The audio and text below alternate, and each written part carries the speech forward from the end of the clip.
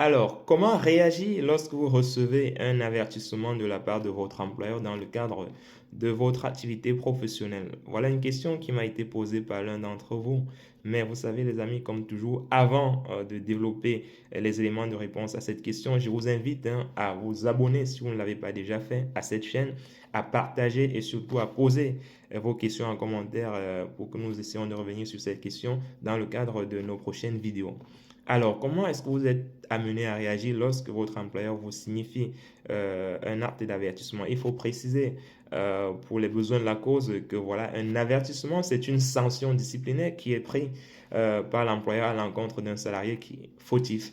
Donc, si vous avez commis un certain nombre d'impairs, si vous avez commis un certain nombre de manquements dans l'exercice de vos obligations professionnelles, l'employeur a la possibilité d'actionner une procédure disciplinaire contre vous et il y a des échelles de sanctions comme ça qui peuvent être prises par ce dernier pour sanctionner votre comportement fautif. Il peut naturellement vous donner un avertissement, il peut vous donner un simple blâme, il peut aussi avoir actionné une sanction un peu plus lourde, notamment une mise à pied, on va dire disciplinaire, c'est-à-dire vous demande de ne pas venir travailler pendant un certain nombre de jours et vous n'êtes pas rémunéré.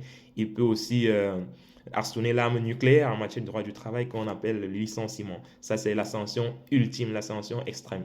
Mais comment réagir lorsqu'on reçoit un avertissement?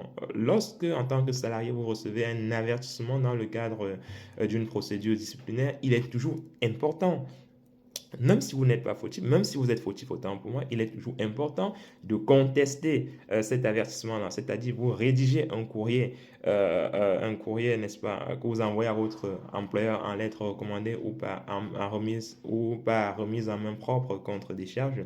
Vous devez rédiger un courrier dans lequel vous démontez point par point les éléments, n'est-ce pas, les éléments à charge que l'employeur, n'est-ce pas, a mis dans son courrier contre vous. Donc, vous essayez d'apporter des éléments de réponse contradictoires dans le cadre de ce courrier-là que vous envoyez à votre employeur pour clairement lui dire que vous n'êtes pas d'accord avec l'avertissement qu'il vous donne et que les faits qui vous sont reprochés ne sont pas justifiés. Donc, si vous le faites, ça vous protège dans le cadre de futurs contentieux. Imaginez demain, parfois, si l'employeur, imaginez demain, vous faites l'objet d'un licenciement au sein de l'entreprise. Parfois, dans la lettre de licenciement, les employés, ils reprennent, n'est-ce pas, les faits ou peut-être les sanctions, les actes juridiques, les sanctions qui ont été prises à votre encontre avant le licenciement pour justement motiver davantage le licenciement qui vous est infligé.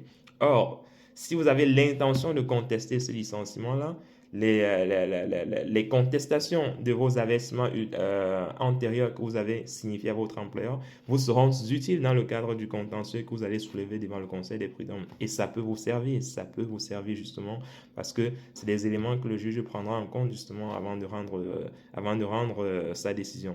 Donc, contestez toujours les amis si vous avez la possibilité les sanctions disciplinaires, n'est-ce pas, qui vous sont infligées par votre employeur, notamment un avertissement. Voilà. J'espère que c'est clair pour vous. N'hésitez pas, comme toujours, à commenter, à partager et surtout, les amis, à vous abonner parce que nous avons besoin de vous.